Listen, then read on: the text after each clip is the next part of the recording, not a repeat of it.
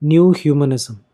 The humanist tradition of the late 19th century strongly reacted against commercialism and philistinism of bourgeois society. This tradition intensified in the polemic of New Humanism and neo-romantic critics.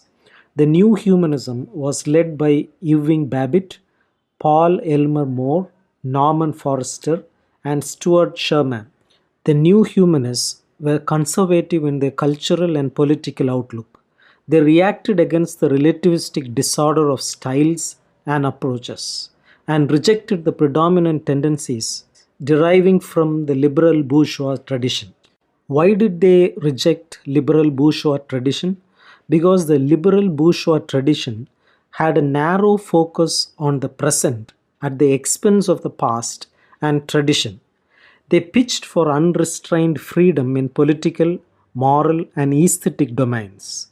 They also emphasized on pluralism, mechanical exaltation of facts, and uninformed worship of science. Irving Babbit is an important proponent of New Humanism. Babbitt's humanism assumes a unity which contextualizes historically the reductive multiplicity. It isolates the present of the bourgeois society. Babbit describes the dilemma of relating the one and the many and of perceiving unity in diversity of our experience as the ultimate problem of thought. In Babbitt's view, Protestant Reformation and the French Revolution is the crucial impulses toward modernity. He highlights the problems with individualism and the scientific and sentimental naturalism exemplified by Bacon and Rousseau. They explain man's nature and the world in natural terms, ignoring the transcendental foundations. This misguided veneration of the sciences has become immersed in their multiplicity as to lose the vision of the one.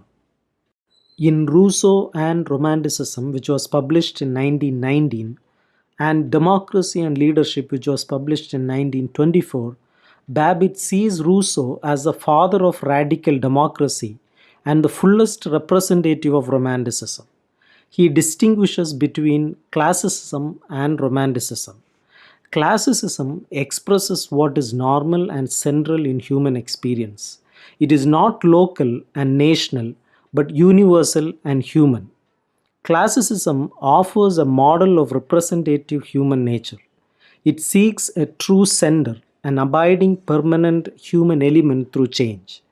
Classicism employs an ethical imagination which insists on restraint and proportion. Romanticism's pursuit of the strange, extreme, and unique is centered on a conception of imagination, which is free from all constraint. This is derived from Kant and Schiller. Babbit objects Romanticism for fostering anarchic individualism and evasion of moral responsibility.